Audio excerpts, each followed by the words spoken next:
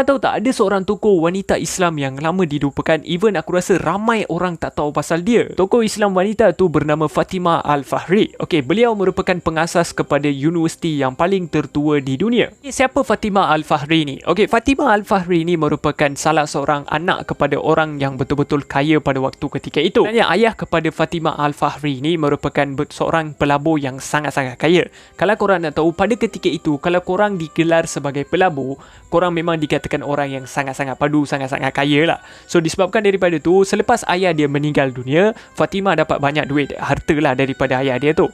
So apa yang Fatimah buat, dia membina satu masjid. Masjid tu dikenali sebagai Al-Karakuen. Okey, aku minta maaf kalau aku tersilap sebut nama ni. Aku akan letakkan dekat skrin lah cara sebutan dia. Okey, sebenarnya kalau korang nak tahu, ini adalah buat tu sekarang, ini adalah universiti yang antara yang paling tertua di dunia. Waktu first kalau korang nak tahu, ini adalah masjid bukannya universiti. Tetapi sekarang kalau korang tengok, sehingga ke sekarang universiti tu still operasi lagi. And sekarang ini adalah universiti. Sebelum ni adalah masjid, tetapi sekarang adalah universiti. Dan masjid ini diperhatikan dan diikuti sendiri oleh Fatimah dari mula sehingga selepas dibina. Beberapa tahun kemudian, gadis ini mahir dalam bidang fiqh dan hadith. Itu telah menjemput ramai orang ilmuwan terkenal untuk datang mengajar di madrasah itu. Okey, macam aku cakap dekat korang sebelum ni, ini adalah tempat madrasah ataupun masjid ataupun something like that lah. Tempat untuk ilmu agama. So selepas beberapa tahun, ia ditukarkan kepada universiti. So sekarang universiti tu berusia lebih daripada 1000 tahun. Okey, kalau korang nak tahu, waktu first universiti tu hanya mengajar pasal ilmu-ilmu agama saja. Contoh macam ilmu agama lah, pasal Al-Quran, semua benda. Selepas ramai orang interested untuk masuk universiti tu, subjek pun mula bertambah. Ada juga subjek pasal falsafah, matematik dan banyak lagi lah. Universiti Al-Karakuen merupakan universiti tertua dalam dunia yang masih beroperasi dan menghasilkan graduan sehingga kini.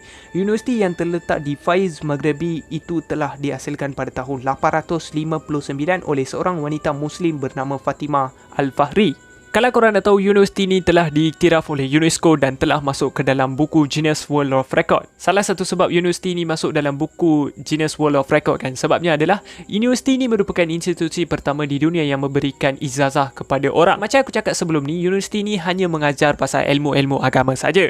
Tetapi waktu makin lama makin meningkat, so diorang mula ajar pasal ilmu-ilmu yang lain. Contohnya pasal matematik, lepas tu falsafah, lepas tu dari segi bahasa, semua benda lah. Dalam universiti ni, benda yang betul-betul impress aku adalah diorang punya seni bina dan juga diorang punya perpustakaan. Sebab perpustakaan diorang betul-betul perpustakaan yang tertua dan juga mempunyai pelbagai jenis buku. Dalam perpustakaan ini kan, terdapat 4000 lebih buku dan juga terdapat pelbagai jenis manuskrip yang susah gila untuk nak dijumpai. Antara manuskrip yang tersimpan termasuk Al-Quran versi kurun ke-9 yang ditulis menggunakan kaligrafi kufi di atas kulit unta. Al-Quran ini telah dihadiahkan oleh Sultan Ahmad Mansur kepada pihak universiti pada tahun 1602. Dapat juga teks asli karya Mukadimah yang ditulis tangan oleh Ibnu Khaldun dari kurun ke-14. Lagi satu, kalau korang nak tahu, Ibnu Khaldun ni pun merupakan salah seorang tokoh Islam yang sangat-sangat popular juga. So nanti saya akan buat video berkaitan dengan beliau juga. So make sure korang subscribe channel saya. Sekarang adalah proses pemuliaan. Sebab apa? Universiti ni betul-betul lama dan juga sangat-sangat boleh dikatakan menggunakan alat-alat yang lama kan. Contohnya macam perabot, semua benda yang lama.